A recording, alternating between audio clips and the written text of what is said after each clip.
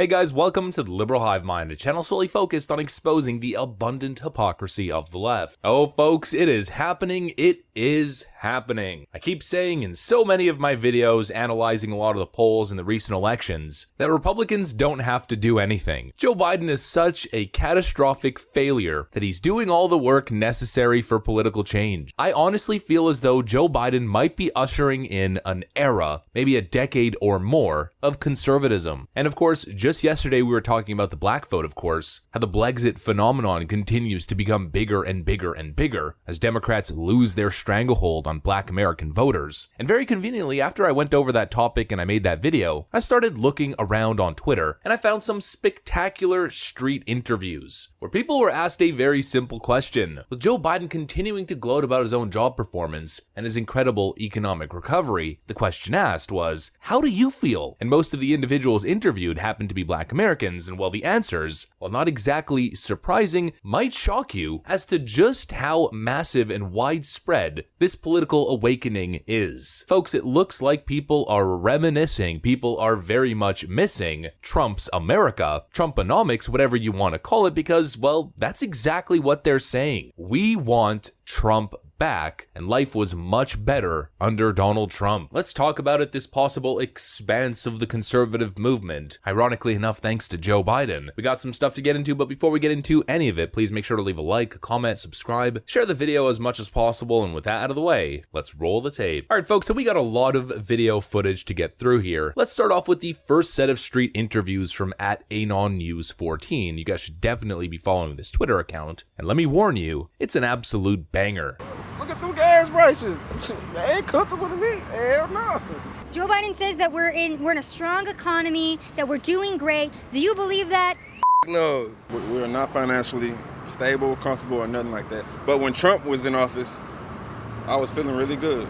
Really? Yes, Trump. So Joe Biden too much? You'd rather have Trump back? I want Trump back. I'm not for Biden. I'm not for him. Ain't no comfortability around nowhere. It really hurts America with the gas prices because, we have to get to work.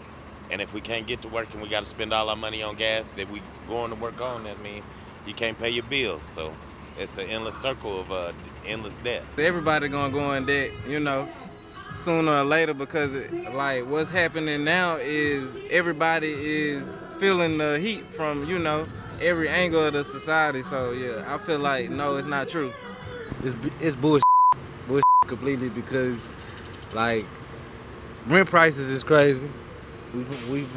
We paying, I don't know how much percent more, but I would say at least three or 400 more than we was paying 2 years ago. So when the Biden administration comes forward and says that economically and financially our country's doing really well, do you think that's a lie? Yep, I think they blowing smoke up our behinds.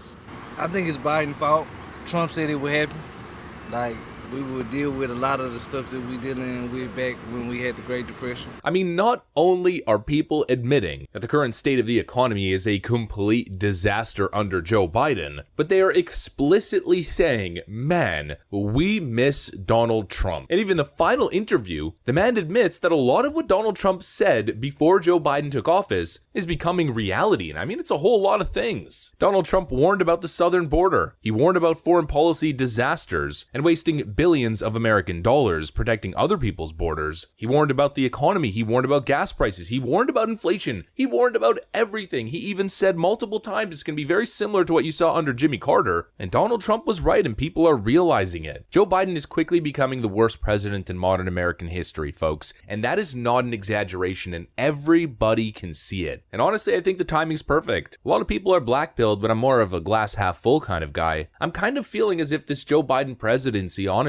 in the end was kind of a good thing. It exposed the massive corruption of the Democrat Party. It exposed a lot of the policy weaknesses. And honestly, a lot of the issues that we're seeing right now, especially within the economy, while I don't think they would be as bad under Donald Trump as they are under Joe Biden, a lot of them would still exist. You know how governments responded in 2020, including Donald Trump's government, created some very deep-rooted economic troubles that were clearly going to materialize in the future. I mean, eventually you got to pay the piper. I think Donald Trump would have been a better person person to tackle the issues, but still it probably wouldn't have been incredibly prosperous economic times. It might have been a little bit rocky, a little bit rough, and the media would be running with that 24/7, trying to tarnish Donald Trump's legacy. Instead, 4 years of Joe Biden, more specifically 4 years of Joe Biden mismanagement, I mean, yes, it's a complete disaster, but it might lead to a Trump resurgence, or at least a Republican resurgence in 2028, depending on whether he runs or not. And if it's done well, it's going to be convincing to millions. People are going to see the errors of their way, they're going to learn through history, and they're going to realize, whoa, this is the political path that we want to take, at least for the foreseeable future. It might end up being a good thing. Maybe not in the short term, but maybe in the long term. I mean, think about the fantasy. Donald Trump scores a comeback victory in 2024, then 8 years of Ron DeSantis, from 2028 all the way to 2036. We might be talking about the golden age of conservatism following Jimmy Carter 2.0, otherwise known as the disaster that is Brandon. I mean, I know it's not ideal, and I don't want to celebrate the disaster that is the Joe Biden economy, Biden inflation, the Biden recession, whatever you want to call it. But you know, when you're handed a lemon, and Joe Biden is certainly a lemon, you gotta make lemonade. And maybe in the end, everything's gonna work out. Latinos are gonna ditch the Democrat Party, black voters will continue to become increasingly conservative, independents will continue to split for Republicans, and the Republican base will continue to grow. What I'm seeing right now is a whole lot of motivation. You know, these people that are being interviewed randomly at the gas stop, maybe they didn't vote in the last election. Maybe they just haven't been politically motivated. A lot of people think, it doesn't matter. Whoever I vote for, it's always the same thing. Well, I think the 2020 election might have changed that, or changed that perspective. I think people might be saying, whoa, maybe your vote does matter, and maybe who's leader of the free world does actually make a difference. Maybe I should get off my behind and get to the polls and vote for Donald Trump. And I think that's what we're gonna see, folks. Increased enthusiasm and increased Republican voter turnout. I'm spending too much time on this first video because I actually got more for you guys. Lawrence Jones from Fox News did a very similar street interview video where he targeted Texas millennials for the most part, and you get very similar results. Do they feel like life is better off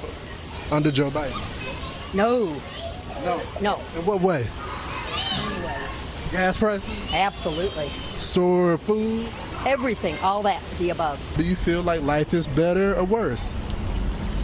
From when Trump was president? Do you feel like your gas prices are better? Do you feel like... I think they're terrible. I think life for Americans did a complete 180 since Joe Biden became president. Everything kind of literally went to all the promises that he made to us are not true. Let me go to the Queen. Let me go to the Queen. Do you feel like life is better or worse? I feel like it's worse. He's not a good leader. So you don't feel like you're being taken care of right now? No, I don't. No. I don't think Biden's doing the best that he could for the people. I think he talks a whole lot, but when it comes down to actually acting or taking action, he doesn't. So. No, it's bad. It is bad, and I am disappointed. I did not vote for him. I did not vote for Trump. But I was hoping that he was going to govern the way that he ran, which was as more of a moderate consensus candidate. And I feel like he has caved in to the left wing of his party, and I think he's surrounded by some bad people in his administration. I mean, I didn't think I'd be saying this, but it seems as though even young voters are starting to wake up. Maybe all young voters needed was 4 years of Joe Biden disaster to finally wake up, to snap out of their fantasy that government, and especially government spending, isn't going to solve their problems. It's going to create more problems. It's not only black voters, Latino voters, suburban voters, independents, and female voters, it's also young voters. As now we're even seeing more and more millennials openly slamming and going after this Joe Biden clown. The boxer Jake Paul, YouTube celebrity Jake Paul, Fox News gets another thing wrong. YouTube celebrity Jake Paul blasts Biden for gas prices, inflation, claims Biden voters are, quote, the American problem. YouTube influencer turned professional boxer Jake Paul stepped into the political ring against Biden. He just put out this tweet right over here. Biden accomplishments: highest gas prices, worst inflation, plummeting crypto prices, highest rent prices ever, created new incomprehensible language. What must be what? If you're reading this and voted for Biden and you still don't regret it, then you are the American problem. Now, I'm not exactly a Jake Paul fan or a Logan Paul fan, but I really only have one response to this tweet. Or maybe two. The first would be based. The second would be the list isn't long enough. Let's add the southern border, Afghanistan, crime, Ukraine, supply chain issues, baby formula shortage, and there's a whole lot more, but those are the ones that instantly come to mind. But Jake Paul hits the nail on the head. Lefties all over Twitter, by the way, are losing their minds over this tweet. I could go over some of their responses, but you know what? Nah, it's not even worth it anymore. At this point, I just feel bad for him. Keep coping, leftoids. Keep telling yourselves that the problem is everybody but your dumbass president. None of it's Joe Biden's fault. Let me educate you on all of the factors here at play. Blah, blah, blah, blah, blah. Quit coping, leftoids. Your president is a disaster, and you brought this one on yourselves. That's what I got for you guys, though. If you enjoyed this video, make sure to leave a like, a comment, subscribe, share it as much as possible. I'm going to get back to work. Thanks for watching, and I'll see you on the next one.